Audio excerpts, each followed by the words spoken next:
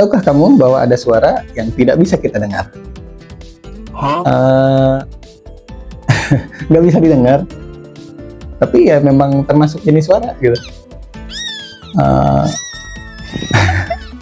Ya, memang tidak bisa didengar, tapi manusia itu bisa melihat efeknya gitu. Coba dari suara malah ada efeknya dilihat.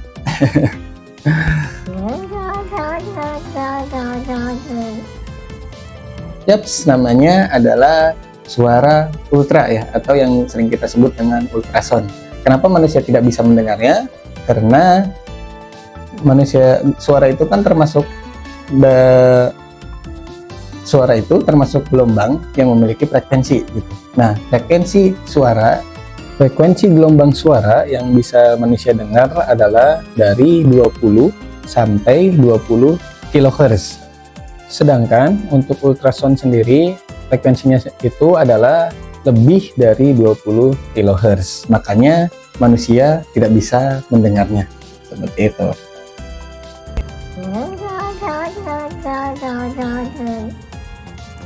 Ya, untuk efeknya ya. Oke, mungkin kalau di kesehatan ya. Nah, untuk di kesehatan itu suara ultrasound itu udah banyak dipakai juga. Contohnya mungkin ada ultrasonic nebulizer untuk terapi pernapasan. Videonya pernah saya bahas sebelumnya ya. Kemudian ada juga ultrasound terapi, itu juga untuk terapi juga. Kemudian mungkin salah satu lagi yang sering kita dengar ya untuk ibu hamil tentunya, USG ya, atau ultrasonograf gitu. Nah, inilah salah satu bentuk yang memang suaranya nggak bisa didengar, tapi efeknya malah bisa dilihat oleh mata, yaitu gambar.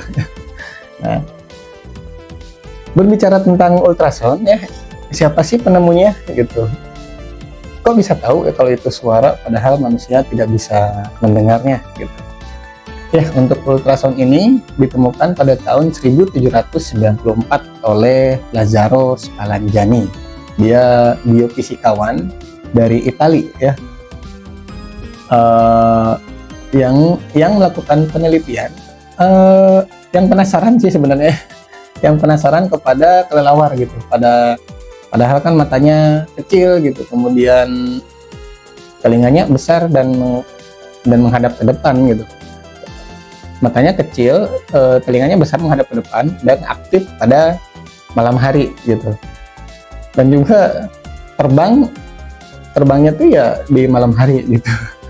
Nah, terbang dengan baik gitu, tanpa menabrak pohon, tanpa menabrak objek, tanpa menabrak ranting-ranting pohon gitu. Dia bisa melewatinya dengan baik gitu, dan bisa tahu juga posisi mangsa atau posisi makanannya gitu di mana gitu.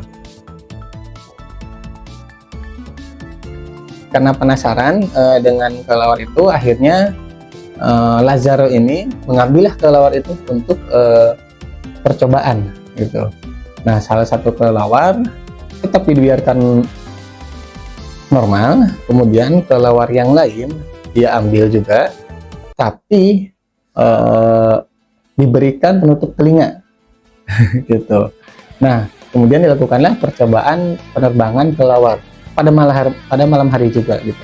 Dan hasilnya adalah kelelawar yang tidak diapa-apakan, kelelawar yang normal nanti ini ya, artinya ya. Jadi dia itu memang ya bisa terbang gitu, melewati objek yang sudah disediakan gitu. Sedangkan untuk kelelawar yang diberi penutup telinga ya, itu malah menabrak kemana-mana gitu. Ini menjadikan bukti bahwa kelelawar itu bergerak juga, mengetahui lokasi dari suara gitu. Inilah pertama kalinya ditemukan konsep ekolokasi atau pemetaan ruang dari pantulan suara. Seperti itu. Saya Hamdan dan terima kasih.